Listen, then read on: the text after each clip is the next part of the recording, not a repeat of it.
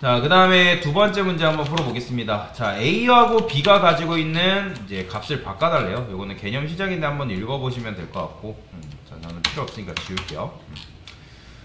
현재 A가 5라는 값이 할당이 되어 있는 상태고, B가 10이라는 값이 할당이 되어 있는 상태에서 출력을 하면, 당연히 5하고 10이 나오는 게 맞겠죠. 근데 여기서 출력을 했을 때, A가 뭐가 나오게 될래요? 10이 나오게 해달라고. B가 뭐가 나오게 해달라? 5가 나오게 해달라는 게 문제의 취지잖아요. 그죠?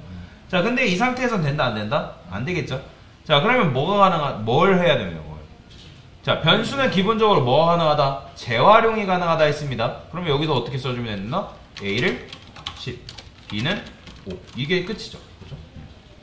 이렇게 써주면 값이 10이 나오고 B가 5가 나오는 거죠. 변수를 재활용하는 거 모르는 거 아니잖아요. 그러면 여기서부터 이제 A는 10번째 라인부터 A는 뭘로 봐야 된다? 10으로 봐야 되고, B, 11번째 라인에서 B는 뭘로 봐야 된다? 5로 볼 수가 있겠죠. 그럼 출력하면 10과 5가 이런 식으로 출력이 되는 걸 볼 수가 있어요. 자, 마지막 문제인데 요걸 어려워하세요. 자, A와 B가 가지고 있는 값을 바꿔달라고 하는데, 근데 문제가 뭐래? 조건은 숫자와 사칙 연산이 금지래요. 그러니까 여러분들이 아까 했던 것처럼 여기다 A 10 주고 B에다 5 주면 10과 5가 출력이 되지만 요거 사용 가능하다, 불가능하다? 하지 말래요. 불가능하래요. 숫자 사용하지 말라 했으니까. 자, 그러면 여기다 뭐 쓰면 되는 거예요? 일단 사칙 연산은 안 되지만 그래도 한번 해볼까요? 자, A는 뭐죠? 5죠. 그러면 대입연산자 기준으로 좌측에 있는 건 제가 뭐라 했어요? 변수죠. 우측에 있는 건 뭐죠? 값이죠. 그러면 얘는 뭘로 해석하면 되나? 값이니까 뭐예요? 5죠. 그럼 5 플러스 5는 뭐겠어요? 10이죠. 그러면 이렇게 하면 A가 10이 나오잖아요. 근데 이렇게 해도 가능하다, 불가능하다? 불가능하다. 왜요? 사칙연산 사용하지 말라 했으니까. 자, 근데 이걸 했으면 사실 힌트가 있죠. 자, 대입연산자 기준으로 좌측에 있는 건 변수고 우측에 있는 건 값이라 했으니까 A가 원하는 건 뭐예요? 10이잖아요. 그럼 10을 가지고 있는 녀석이 누구죠? B죠. 그럼 A한테 뭐 주면 돼요? B 주면 되겠죠. 그러면 얘는 B를 준 거예요? 10을 준 거예요? 그죠? 10이랑 똑같은 거죠. 그죠? 대입연산자 기준으로 좌측은 변수, 우측에 있는 건 값. 얘는 값으로서 해석이 되니까. 자, 근데 이렇게 하고 나서 이렇게 하신 분들이 계실 거예요. 왜요? A는 뭐기 때문에? A는 5기 때문에 여기 5인 줄 알고 이렇게 하는데, 자, 이렇게라도 하신 분들은 잘 하셨지만 출력하면 이렇게 나와요. A는 10이 나오고 B가 10이 나오고. 그러면 이렇게만 출력이 된다고 끝나는 게 아니라 이게 왜 이런 식으로 출력이 될까를 여러분들 알아야죠. 자, 그래서 A가 지금 뭐예요? B가 이게 5가 나오고 이제 10이 이렇게 출력이 되는 거죠. 그죠?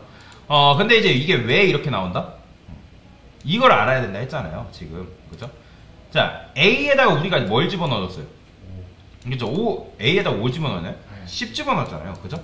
그러니까 지금 여러분들 변수의 재활용 법칙에 의해서 이 10번째 라인에서부터 A는 뭘로 봐야 되는 거예요? 10으로 봐야 되는 거죠. 그러면 이 A는 뭐예요? 10인 거죠. 그렇기 때문에 이게 10이 출력되는 거죠. 자, 그러면 이렇게만 해서는 할 수가 없고 우리가 중요하다고 생각하는 데이터가 있을 거 아니에요. 그죠? 자, 여러분들 보통 이제 중요한 데이터는 어디다 보관해요? USB, 하드디스크, 너는 뭐 구글 드라이브, 뭐 네이버로 따지면 엠박스인가요? 그러니까 이런 데에다가 이제 보관을 하잖아요. 그러면 얘네들의 특징은 뭘까요? 공통점, 바로 공간이죠. 그죠? 뭔가 데이터를 저장할 수 있는 공간이라는 특징을 가지고 있다는 거죠. 자, 그러면 파이썬에서 공간하면 떠올라야 되는 게 바로 뭐예요? 변수죠. 그렇죠. 변수죠. 좋아요. 그런 답변. 자, 그래서 변수에 대해서 여러분들이 도입을 해야 된다는 거예요. 그러니까 이 상태에서는 못하고 우리가 새로운 변수를 도입해서 우리가 중요하다고 생각하는 값을 저장해야 된다는 거예요. 그러면 저는 C라는 변수를 마련하고 거기다가 내가 중요하다 생각하는 A라는 값을 저장을 해놓을 거예요. 근데 이렇게만 한다 해가지고 B가 우리 마음을 딱 알아가지고 이 5라는 값이 출력이 될까요? 아니에요. 10 나와요. 10. 그죠? 왜요? 지금 C가 지금 A라는 걸 품고 있지만, 즉 정확하게 말하자면 5라는 값을 품고 있지만 B라는 녀석은 뭘 줘야 돼요? 5라는 걸 줘야지만 10과 5가 출력이 돼야 될 거예요. 그러면 지금 5라는 값을 품고 있는 게 누구예요? C죠. 그러면 B한테 뭐 주면 된다? C 주면 되겠죠. 그러면 실행하면 10과 5가 이런 식으로 출력이 되는 걸 볼 수가 있죠. 자, 이런 걸 뭐라고 하냐면 변수와 변수를 이용해서 값을 교체했다 해가지고 변수 수합이라고 합니다. 자, 요거는 나중에 이거는 진짜 기초 알고리즘 중에 하나예요. 변수와 변수를 이용해서 값을 바꾸는 거는 가장 기초 알고리즘 중에 하나입니다. 특히나 코딩 테스트 문제 풀 때도 많이 등장하는 개념이기도 하고, 실제로 얘는 써먹을 일이 굉장히 많습니다. 그래서 이제 변수를 배우면서 해본 건데, 그래서 변수와 변수를 이용해서 값을 바꿔야 할 일들은 굉장히 많고, 프로그램을 실제로 개발할 때도 이렇게 이런 기초 알고리즘 이용해서 변수의 값을 바꾸는 일이 많기 때문에 그래서 이 문제를 한번 풀어보라고 말씀드린 겁니다. 자, 여튼 여기서 중요한 거는 여러분들이 그 변수를 가지고 얼만큼 잘 응용할 수 있냐, 내가 변수의 개념을 잘 이해하고 있냐 없냐, 그걸 여러분들이 배워본 거다라고 보시면 되겠습니다. 됐습니다.